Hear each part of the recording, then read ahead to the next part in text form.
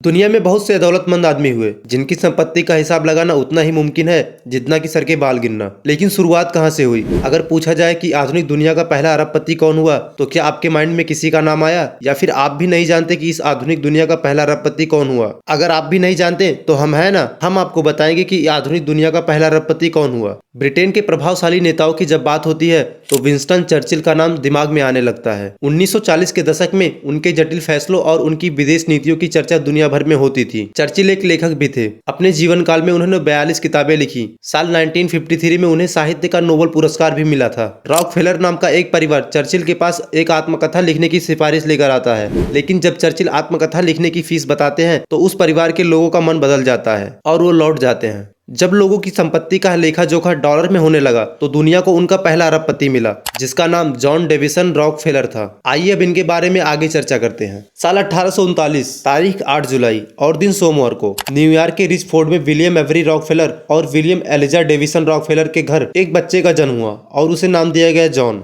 6 भाई बहनों में सबसे बड़े थे जॉन। जॉन के पिता विलियम एक स्नेक ऑयल सेल्समैन थे। सांप के तेल के व्यापारी नहीं, बल्कि स्नेक ऑयल सेल्समैन उन्हें बोला जाता था जो फर्जी दवाइयां बेचते थे। जॉन के पिता लोगों को ऐसी दवाइयां बेचते थे जिसकी दवा उस वक्त तक बनी भी नहीं थी। अपने इस पेशे के चलते उनके पिता इधर उधर भागते रहते थे, जिससे वे ज्यादातर घर से बाहर ही रहते थे। साल 1851 में जॉन का परिवार न्यूयॉर्क के मोराविया और फिर उसी साल ओस्विगो में शिफ्ट हो गया। जॉन ने ओस्विगो एकेडमी में पढ़ाई की और फिर 1853 में जॉन अपने परिवार के साथ क्लीवलैंड ओहियो के पास बसे एक छोटे से शहर स्ट्रॉन्गविल आ गए। अपनी स्कूलिंग के बाद जॉन ने 2 महीने का बुक कीपिंग का कोर्स किया और फिर हेविट एंड टटल नाम की कंपनी में बुक कीपिंग का काम पकड़ लिया। जॉन 26 सितंबर को जॉब डे के रूप में मनाते थे, क्योंकि जॉन को इसी दिन उनकी पहली जॉब लगी थी। वो बचपन से ही अपने खर्चों का हिसाब रखते थे, जिससे उन्हें बुक कीपिंग का काम बेहद पसंद था। मॉरिस बी क्लार्क के साथ जॉन ने मिलकर अपना खुद का काम शुरू किया, जिसमें वो भूसा, अनाज, मांस, मछली को खरीदने और बेचने का काम करते थे। इस काम को करने वाले लोगों को कमीशन मर्चेंट्स कहा जाता है। अमेरिका की सिविल वॉर के दौरान सभी प्रकार के सामान बेचकर जॉन ने दबाकर कमाई की। बुक कीपर और कमीशन मर्चेंट्स के काम के बाद उन्हें तेल के व्यवसाय के बारे में पता चला। इसके बाद क्लार्क और जॉन ने सैमुअल एंड्रयू के साथ पार्टनरशिप किया और ऑयल रिफाइनरिंग का काम में उतर गए। जल्द ही ऑयल इंडस्ट्री में जॉन की कंपनी का दबदबा हो गया। उस समय में दुनिया के लिए तेल का व्यवसाय काफी नया था, जिससे ऑयल की कीमतों में काफी उथल पुथल रहती थी। और 1870 में स्टैंडर्ड ऑयल कंपनी की स्थापना हुई और यहीं से शुरू हुई जॉन डेविसन रॉकफेलर की सक्सेस की कहानी।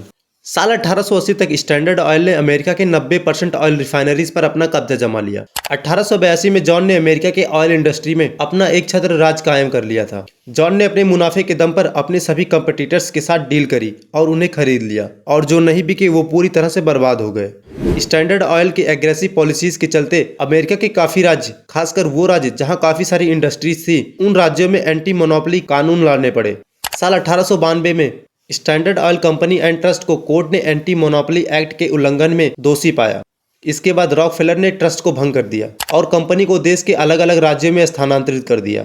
जिसके बाद साल 1899 में इन सारी कंपनियों को फिर से इनकी पेरेंट कंपनी में वापस लाया गया, मगर ये भी ज्यादा समय तक टिकी नहीं। फिर आया साल 1911। अमेरिका के सुप्रीम कोर्ट ने अपने एक फैसले में स्टैंडर्ड ऑयल को सरमन एंटी ट्रस्ट एक्ट के तहत अवैध घोषित करार दिया।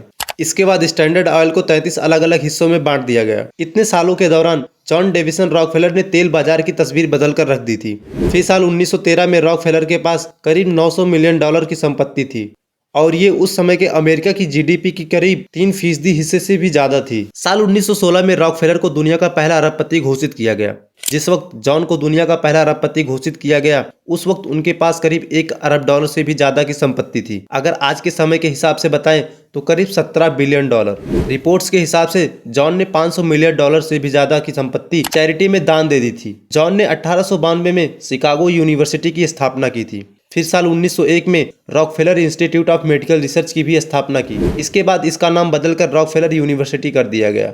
23 मई साल 1937 को फ्लोरिडा के ओमान बीच में 97 साल के जॉन ने दुनिया को अलविदा कहा। रिपोर्ट्स की माने तो उनके निधन के बाद हेल्थ इंश्योरेंस कंपनी ने उनके परिवार को 5 मिलियन डॉलर दिए थे।